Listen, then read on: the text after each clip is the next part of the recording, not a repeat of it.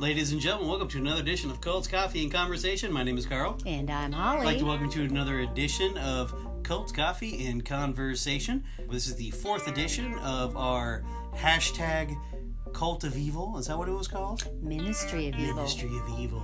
I'm Tony Alamo.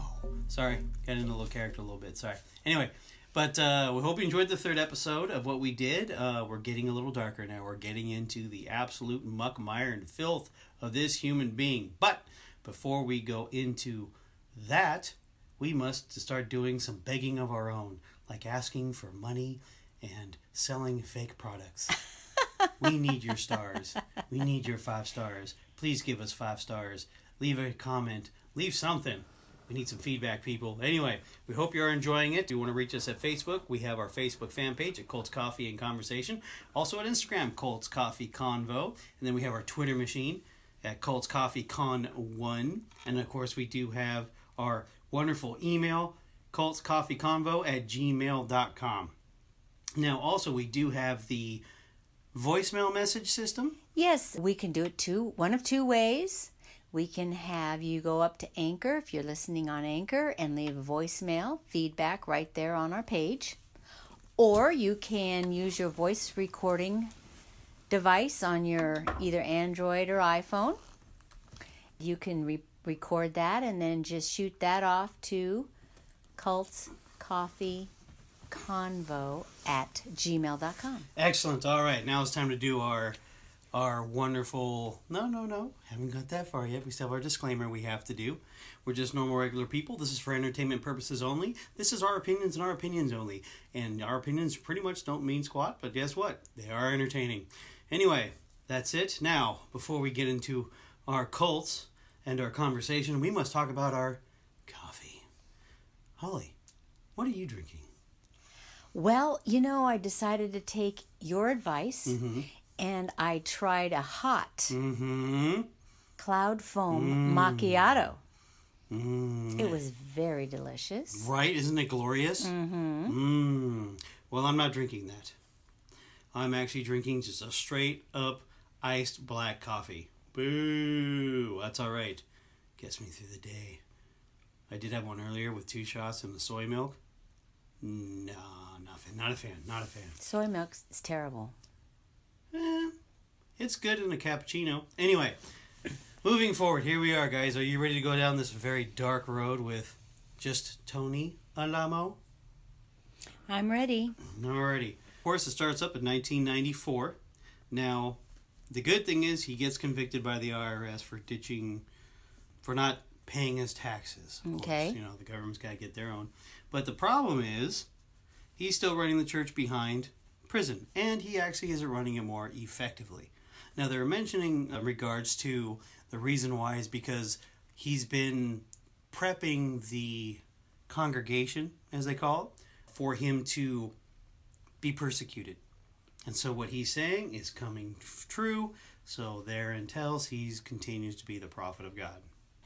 He had everyone move to, it's F-O-U-K-E, it's Folk, I guess it is Arkansas? Yeah, Folk, Arkansas. Yeah, when you got arrested, anyone who children. Yeah, he wanted all the children and all those people to move to Folk, Arkansas. It was near the federal prison where he was at. Yeah. And he would also be hours on the phone getting reports and running the church from prison. Yeah, he was running. Now that kind of sounds familiar, doesn't it? A little bit. Now the followers, 2 things real quick. He still had his wives. Okay, he had his wives and he was practicing the polygamy. And it's funny to mention that he was the only one practicing polygamy. I found that kind of curious. But he still had wives practicing polygamy. During this time, the wives are bringing him stuff.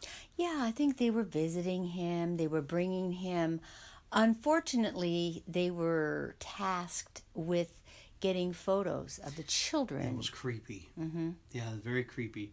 And the wives are openly doing it.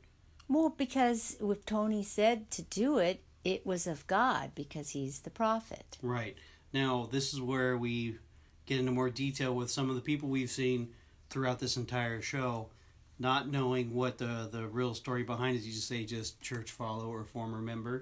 Now we come to find out these are actually some of the wives that he had. Yes. He kind of had an idea, but this one's now confirming what I thought and what we all thought was, yes, this is Amy, the purple-haired young lady.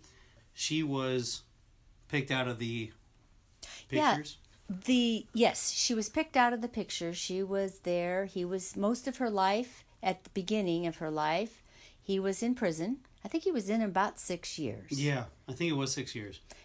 Anyway, she was picked out from the pictures that he was going to marry her. Yeah, he chose to marry her, but she was also out of the fold at that time because she actually got kicked out, I think it was. Well, the reason she got kicked out was because she told her brother that one of her friends liked him. That's weird. That makes no sense, but okay. Well, when they're looking for something to kick you out for and then bring you back in, I guess that's the excuse. I'm not sure. Yeah, that didn't make any sense to me. I really didn't get that. What bonus points are you getting? You know, that girl likes you, but I guess you're not Tony. I don't know. Anyway, moving forward, she requested to work in the offices because she still wanted to be still part of it because all of her friends were. So she was at home babysitting because she wasn't allowed to go anywhere. Yeah, that's right. She was stuck at home. And so she asked if she could work in, I guess there's an apartment office, which maybe it's some kind of housing office. I'm not sure what Probably, it was. It could be like the ministry office. Or it could have been maybe they had real estate dealings. You know, he had a lot of different businesses. He said, no, you can come into my house in my office and you can live with me. Right. And then when she got the letter back, she told her mom, and her mom was excited that she was going to be marrying Tony. Yeah, she said, oh, you're probably going to be marrying Tony. Now, this girl was about 13 at the time. I think 13, somewhere in there. And then when she was in that house, one of the wives kind of, it was his move to find out about the wives. Yes. So we'd have one of the other wives kind of either set up a story. I'm not sure. It wasn't too clear if it was just a setup or not. Probably was, though, because he's that kind of vindictive human being. Is that she would say that, you know, my brothers did this to me, my brothers did that to me, just to kind of get a feel if she's ever been touched or had any relations at all at that point. Of course, she didn't know anything about it.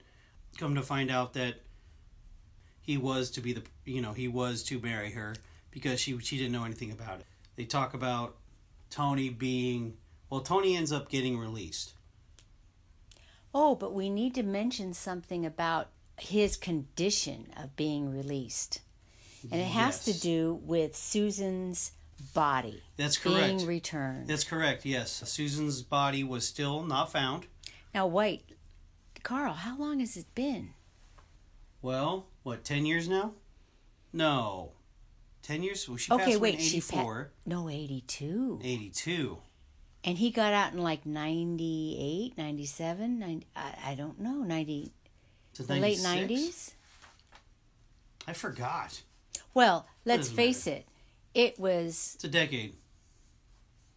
At over least. that, because he was in 1994, he was convicted. He got a 6-year deal, or he got 6 years, but he didn't serve all 6. Okay, so he got out in 98 or so? I think it was 98. And she died in 82. Yeah. Ugh. Where would you... Never mind. I was like, where did you store the body? But, we don't know. We don't know, but... But it did have hay on it. Yeah, what? It had hay on it. So it was in somebody's barn. Ew. Mm-hmm. Yeah. All right, so anyway. In order for him to get out of the jail... Well, they said the judge said once you leave prison, sheriff's department's going to come over there and just pick you up and drive you to the jail and have you in the jail cell as long as you have... unless you return the body. Yes. Unless you return the body. So, of course, before he even... I think it was like the day of, I believe it is, it magically appeared. Yeah, it got anonymously delivered to a funeral home. Yes. It was let go, and of course, Tony is released. Now, the moment he was released, he became more subdued because he knew he was going to be watched the whole time because he was on probation. He had to be very secretive now. Yeah, he couldn't control what was outside so much. But he could control what was on the inside. Mm-hmm. That basically we're talking about the compound. Now, when they're talking about the house, he was saying that it was like a catacombs, basically like a house with a bunch of add-ons attached to it, and that's where all the wives lived. Once he gets out, he marries Amy, which basically he was, how Amy put it in a nutshell. She goes into the room, he says, okay, here's a ring, puts it on her fingers, now we're married. Yeah, some kind of words that sounded like a wedding ceremony. Yeah. So nobody was there to witness it, though. No, there wasn't. And then it gets a little more gross in this, is that then they start talking about Desiree. Now, Desiree, you don't know, the way they set it up is you think, okay, Desiree's probably a teenager as well. She's talking about her experiences and how, same thing, Tony got married, and then she's talking about how they had to consummate, thank you. Consummate the wedding. And, of course, she starts talking about what happened. Not going to get into detail. And same with, during this time, they're back and forth with Amy. She's talking about how they had to consummate their marriage as well. This is when you find out Amy's like, I was only 14, and then Desiree drops her wrong, I was 8. And you're just like, I feel... But overall, in total, he had, was it 24 wives at the time, and 9 of those 24 were underage. And he kept using the Old Testament about how, who was it? Rebecca was only 10 years old, 10. And Isaac was 40. Yeah, something of that nature. So it was a 30-year difference in there. And by the way, I've never heard that before. Never. I'm not even, I was thinking, should I open up my book? No, never mind, I'm not going to go down that road. Of course, then you have Christian show up again, talking about that she knew what was going on because she said that she was also raped by Tony way back in the day. And she did tell her mom, Susan, and Susan called her a bold-faced liar. So there's another reason why for her to... And she said she wouldn't press charges because she would be discredited by her mother anyway. Instantaneously, yeah. Now, I just want to insert this about Christian. I have a feeling that she had a little rebellious past. It's possible. And that she might have had some drug use and she might have run away and some issues. And that would bolster the fact that she could be discredited. And she also had a child when she was run away. Yeah. She knew how that was going to look, especially back in, and by this time it was in the 70s, early 70s. It was a different situation with that type of reporting. Yeah, different time, different era. So anyway, so when we start talking about Desiree, when her mom came to visit, begged her to take her home. And she said, well, if you want to, you have to ask Tony. Of course, you know where that answer is going to be. Well, wait. Part of this is, okay, so the adults are allowing their kids to go and be in that place. And knowing that Tony's going to marry them and knowing what marriage really is, why would they do that? You know what? Well, it was just like what they said on the thing is that the power of the brainwashing was so strong. I mean, you can go back to Wild Wild Country, where there was a podcast that was just released about the children. Oh, yeah. Stuff did happen there. I'm not going to give it all away, but remember Sean TB? Yes. Okay. Remember her son who passed away? Yes. It was it Paul, right? Peter. Peter. So I guess there was a story that the Bhagwan was talking about in, the open chapel area when he was speaking. Was mentioning that there was a story. He was saying that there was a young boy and an older woman, and I think Peter was maybe 14 during this happened. And she was, I guess, wanted to sleep with Peter. Was she a sannyasin? Yes. Okay. It's a very fascinating thing to watch. But basically, he was saying that, she kind of wore him down, and sure enough, she got what she wanted. She got to sleep with him. And, of course, everybody's laughing. And then I guess the Bhagwan mentioned that it was Peter that did it. Sean TB was in there, and she realized, oh my gosh, her natural reaction wasn't, oh my poor child, or slam him in front of everybody. She actually went with it because it was acceptable, because that was their culture. So that was what you're saying is the power of the brainwashing. Yes, the power of the brainwashing. So, anyway, going forward with that. So, Well, yeah, so later on, Sue B in our story, yes. she realizes because of a story about her granddaughter and how she had spilled something and she started crying in fear and she just reassured her, "Oh, it's okay, honey." But then she realized how much fear that all the children had, and including her own sons. Yes. And she felt, very guilt stricken, and they went and apologized to them as adults, and they're starting fresh. Well, the thing is that there was that FactNet. They were talking about the internet. This is when the internet just started kind of Oh yeah, getting this useful. is right. This is where the attention really started kicking in. Subi. Now she left in '94. Now, Okay. Yeah, the reason why she left was because remember in the previous episode we were talking about how when she showed up to the restaurant, remember in Memphis, and there was Tony and these are my wives, come here my wives, all that kind of stuff. After that incident, she took her family and bounced. So once they took the family and bounced, she began to, like you said, start to kind of take a look around, like, with the baby spilling the milk, and that was her grandchild, and she was freaked out because that was the culture. Yes. Culture of the church. Well, her son, after making amends and all that kind of stuff, there's a place called FactNet, and they were talking about how the kids were never spanked, and there was always apologetics over there. Oh, so there was like a plant on the FactNet trying to dispel, quote unquote, rumors of all these horrors that was going on in the Alamo Foundation. Yes, exactly. So Sue Baisley decides to get on there and said, "You know what? I'm going to get on there. I'm going to tell the truth because she's been there from pretty much the beginning."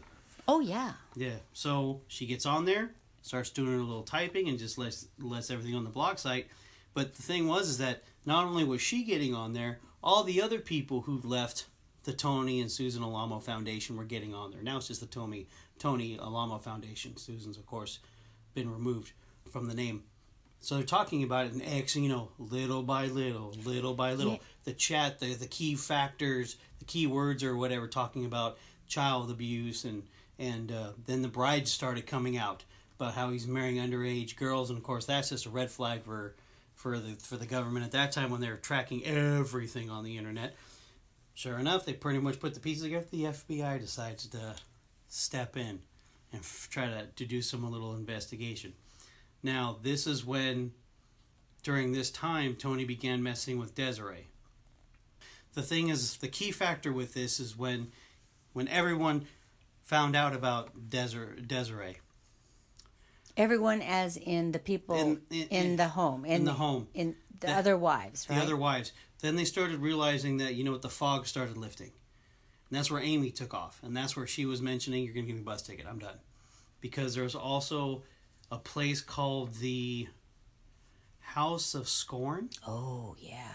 There's the House of Scorn.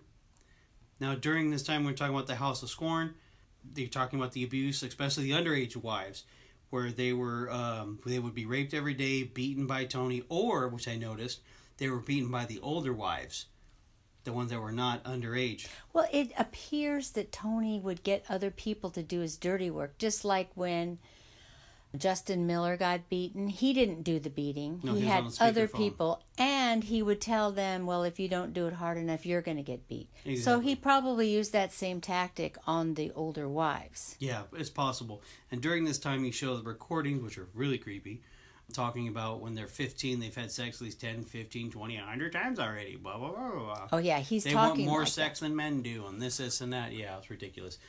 And so they're talking about the House of Scorn. Amy specifically, she said that she was locked up there for months. Wait, let's go back. Sure. The House of Scorn. Now, what was that? The House of Scorn basically was if you made a Tony upset or you did something that he didn't like, you were sentenced to the House of Scorn. Now, was it a physical house? Yes, it was. It was a house. It was a house. Oh, I thought it was a greenhouse. No, it's a house that was painted green. Oh, was it? Yes. Oh, it was a green house. Yes. Well, when she said greenhouse, I thought it was like... No, they showed photos of it. Okay. You're funny. No, it was the back house. It was the guest house. Okay, all right. That's what the greenhouse was the House of Scorn. So he'd lock you up in there. Well, Amy was locked up in there for months. and all they did was lock the door. You're pretty much stuck in a room, locked up for months. And she would say she would bang on the door, this and that, no one would answer. So it was obviously basically a mental torture. Amy said that she decided that she was done. She got into his face one day when she was sorting papers, and he was saying that, why are you looking at me that way? He's like, I'm not looking at you at all. He's like, you calling God a liar? Like, basically calling God. And that's when she just, with him messing with Desiree, and, it was just the rubber met the road at this point. Now, how old was she? Do we know? 14. No. She was 21, maybe? I'm trying to remember. She was 14, so 24, yeah. Yeah, she was in her 20s. She was in her 20s at the time. Because remember, for some reason, this was going on for over a decade. Yes. So this was over a decade. So she was, let's say in her 20s. Okay. Maybe late teens, early 20s. All right, so what happened? How did she end up leaving? So she basically jumped into his face and said, I want to leave. And of course, if you leave, you're going to hell, blah, blah, blah. You can't ever come back. She's like, that's my point. I'm going to get the heck out of here. So she ran to her room, packed her crap. But did he chase her? I don't know. It doesn't mention that. Yes, he did chase her. He did chase her? He chased her, but she's quicker because he's kind of fat, Kind of. He is fat. And so she managed to escape out from under him. Well, from what it shows is that one of the wives took her to the bus station and dropped her off. Yes. So, some way, shape, or form, she got a ride by one of the wives. Now, did you know why she took a bus instead? Yes. She mentioned that she was too scared to fly because she was afraid that God was going to have her crash. Well, that's good thinking because she didn't want to affect other people's lives, That's true. Agreed. That was her little escape. And then it comes, it goes to, then they bring in how he had cameras installed all over the house. He had cameras installed and he was saying that, it's for more security, more security, more security. Come to find out he was there. The cameras only did a few spaces on the outside, but majority of the cameras were on the interior. They were to spy on his own people. To spy on his own people. Now, I wanted to say something about he would constantly verbally abuse these wives, especially the underage ones. Oh, yeah. I guess Amy... No, it was... Desiree. One of them answered the phone and couldn't do a very good job. That was Amy. Okay. Yeah. And, of course, they're scared to death every minute they're there. Yeah. But he said something like, I'm trying to make a high image of this church. Some of you people do nothing but try to drag it down. Yeah, of course. Well, it's funny because I don't know if anybody was well known in that church other than himself. No, he was pretty much... Well, the thing is that the wives itself kind of dawned on me. It's like, these women never leave the house? No, they never left the house. Never. No, they were locked up in the house. They studied. They did their homework in the house. They ate in the house. They were just in the house. They never, ever left the house. And he did this for about 10 years now. Once Amy left, then, of course, we're talking about Desiree. Desiree's escape is next. Now, Desiree, when she's leaving, she's only 15 years old.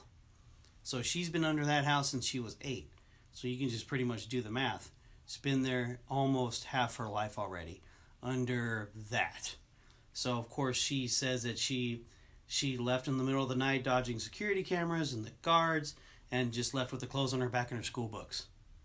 Yes, I guess she was able to contact an aunt and had her arranged to come and pick her up.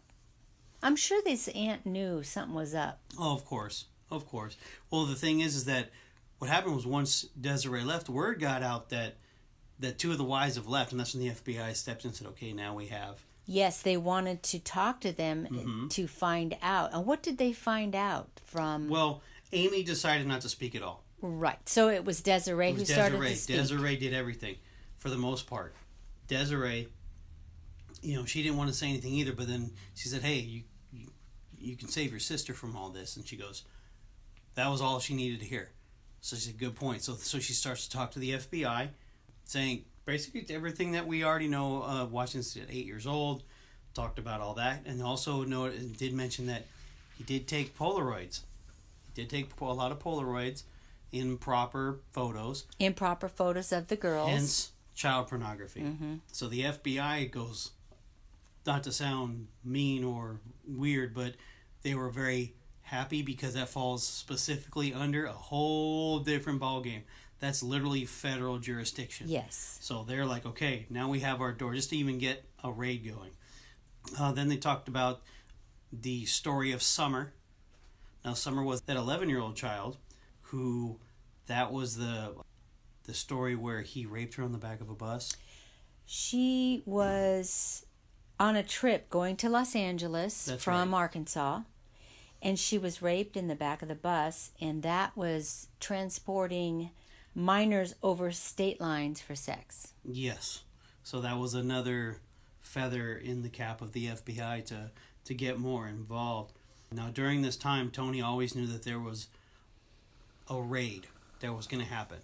Now, during this time, while the FBI is preparing for all this, he's waking the girls up in the middle of the night, they were saying, and what does he throw on? Well, he throws on the terrible video of Waco when they did that whole conflagration. It's burning of their compound. Yes. And, of course, he's equivocating what David Koresh did as himself. So he knew it was imminent. Yeah, it was.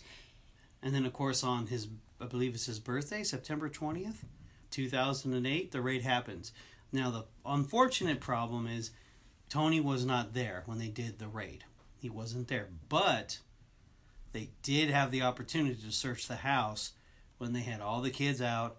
Everybody was out of the house, and they hadn't to deal with a lunatic inside a house. So it gave them pretty much carte blanche to search the house. Now, unfortunately, they didn't find any Polaroids.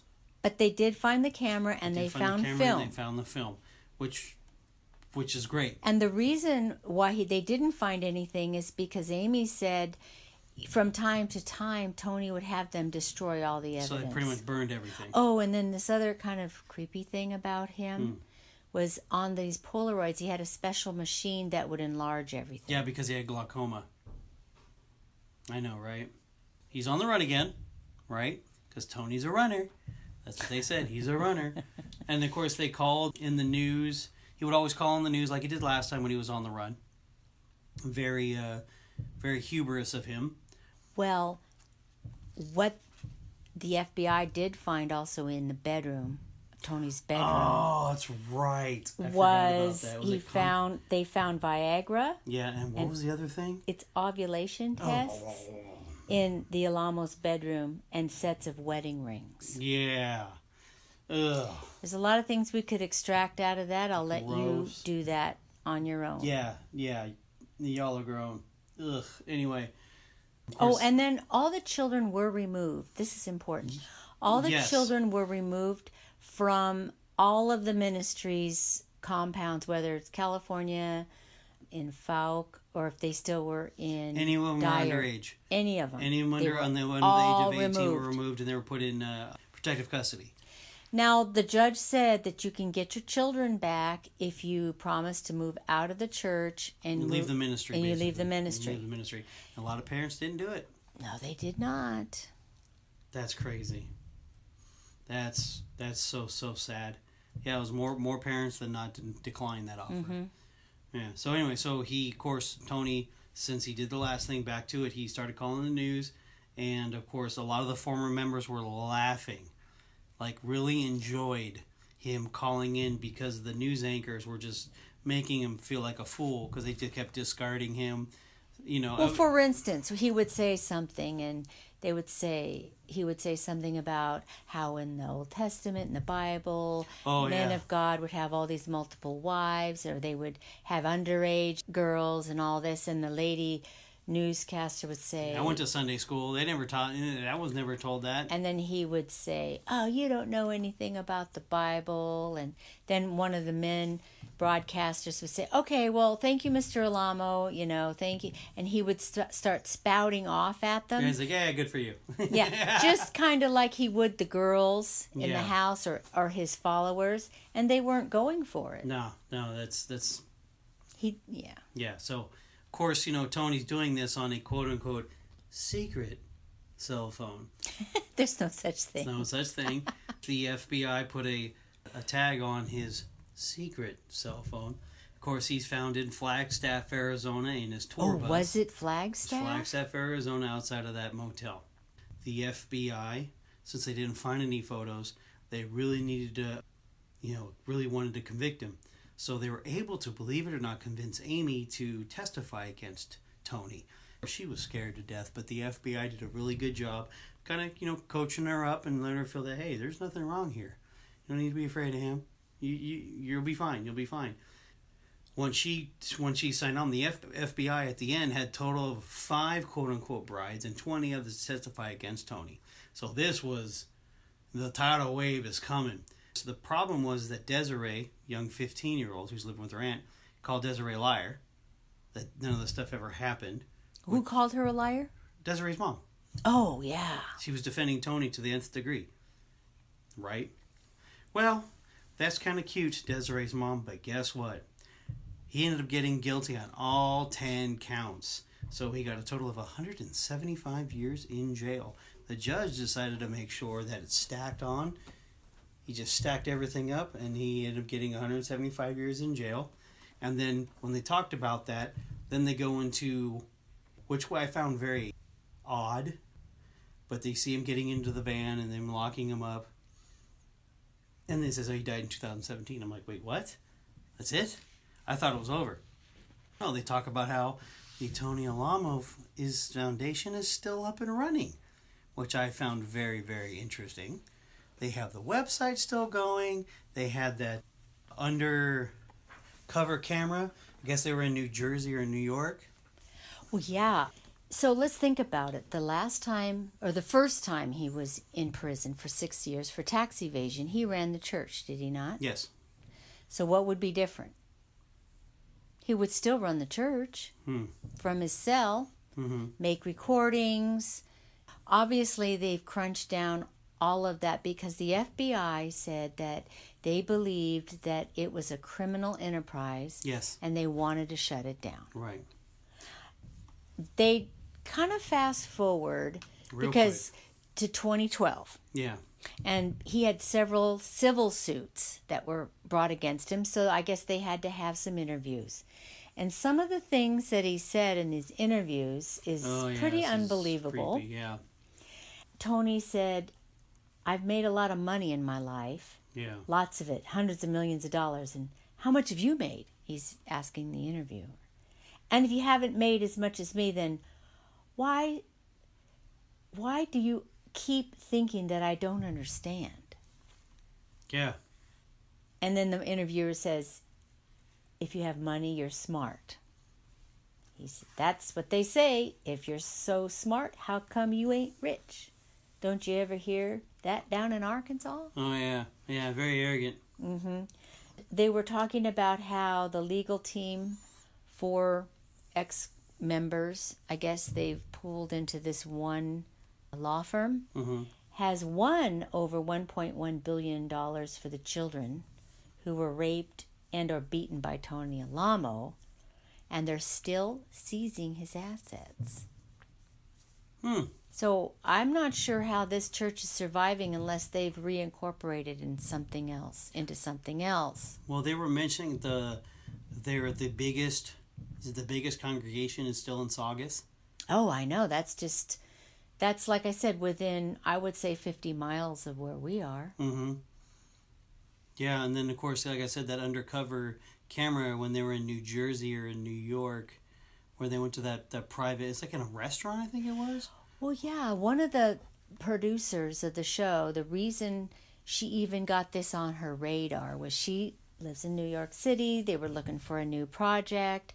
Someone handed her a pamphlet. She put it in her purse, then went back to the office. Somehow she pulled it out that day, started reading it, and goes, what? And she started investigating, and all of this came out.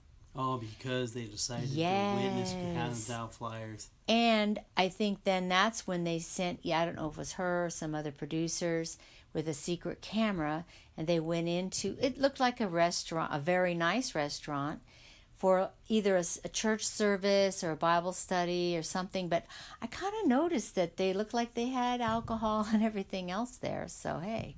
Yeah, who knows, right? Yeah. Tony kept, in his mind, he was the prophet. He could say and do whatever he wanted. Yeah, the one thing that was weird is that when they did show the footage of him being already convicted, and he was, in his little thing, he's like, something to the effect of, are you innocent or guilty? And, shoot, I can't remember, but he mentioned Well, that. I have some that I wrote down. Okay, yeah, please. Yeah. Is it the one about attacking him is like attacking Jesus Christ? No.